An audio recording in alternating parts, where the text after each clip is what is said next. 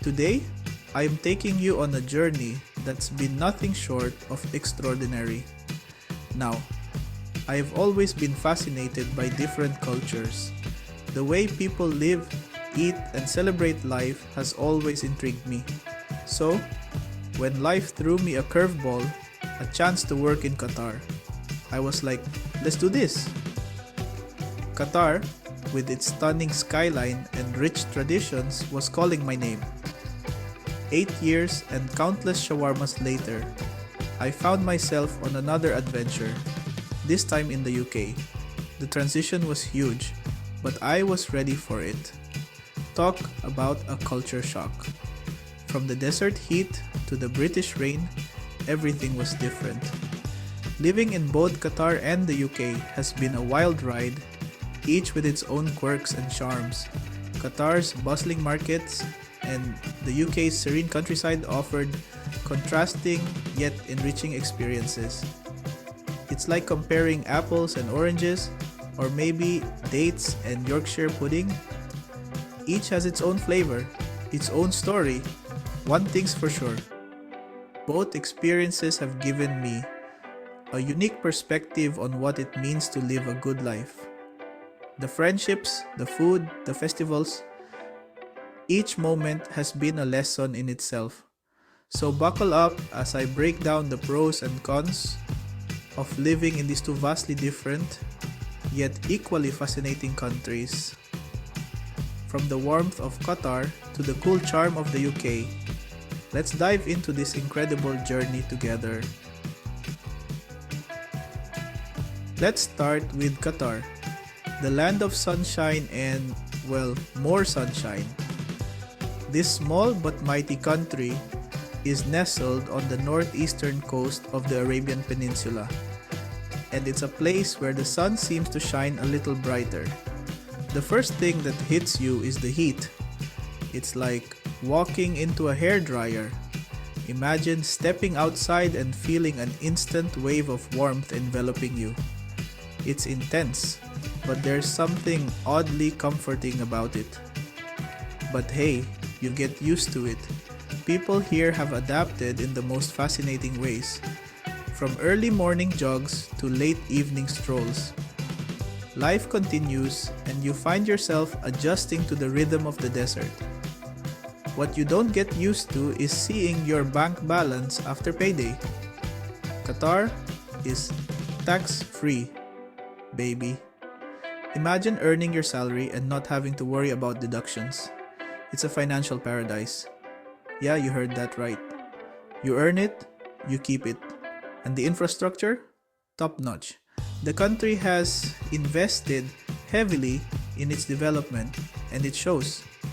Everything is shiny and new, from the skyscrapers to the metro system. The public transport is efficient, clean, and incredibly modern, making commuting a breeze. Qatar spares no expense when it comes to modernization. Plus, it's incredibly safe. The sense of security here is unparalleled, with state-of-the-art surveillance and a strong police presence. I could walk around Doha at 3 a.m. eating a shawarma and feel completely safe. The streets are well lit, and there's a sense of community that makes you feel at ease. Try doing that in some other parts of the world. The contrast is stark, and it makes you appreciate the tranquility and order that Qatar offers. Now, before you pack your bags for Doha, let's talk about the downsides. While the city is undeniably beautiful and modern, there are some challenges you should be aware of. The heat can be brutal, especially during the summer months. Temperatures can soar to over 40 degrees Celsius, making it almost unbearable to be outside for long periods. Imagine spending 4 months of the year feeling like you're living inside a pizza oven. Not fun. Air conditioning becomes your best friend. But stepping outside can feel like walking into a furnace. There are also cultural restrictions to consider. Qatar is a country deeply rooted in its traditions and customs. Qatar is a conservative Muslim country, so things like public displays of affection and drinking alcohol are a no-no. This can be a significant adjustment for those coming from more liberal societies. And let's not forget the cost of living. While the city offers a luxurious lifestyle, it comes at a price. Sure, you're earning tax-free money, but everything in Qatar is imported, which means things can get pricey. Everyday items can cost significantly more than what you're used to. Remember that time I tried to buy imported cheese in Qatar? The prices can be shocking. Let's just say I almost had to take out a loan. It's not just cheese. Many imported goods come with a hefty price tag. It's all about perspective, right?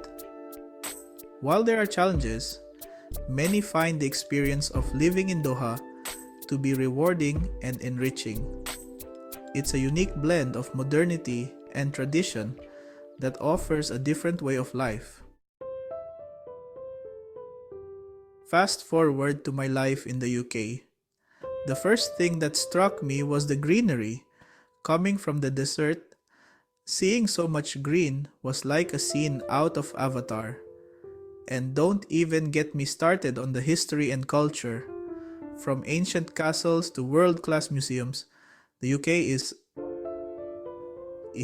history buffs paradise.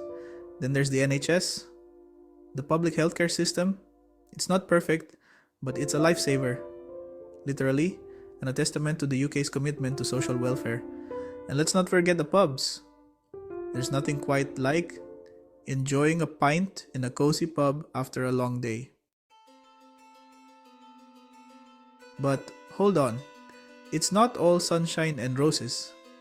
Or should I say rain and tea in the UK. The weather is notoriously unpredictable. One minute it's sunny, the next it's pouring. And let's not forget the taxes. Be prepared to shell out a significant chunk of your earnings to the tax man. The cost of living, especially in London, can be eye-watering. Rent is sky high. And don't even get me started on the price of a pint in some pubs. Remember that time I tried to rent a flat in London? Let's just say my jaw hit the floor harder than when I saw my first tax bill. Quality of life, a balancing act. So, which country offers a better quality of life? It's a tough one.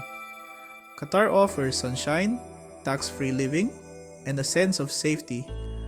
But it comes with cultural restrictions, extreme weather, and a high cost of living.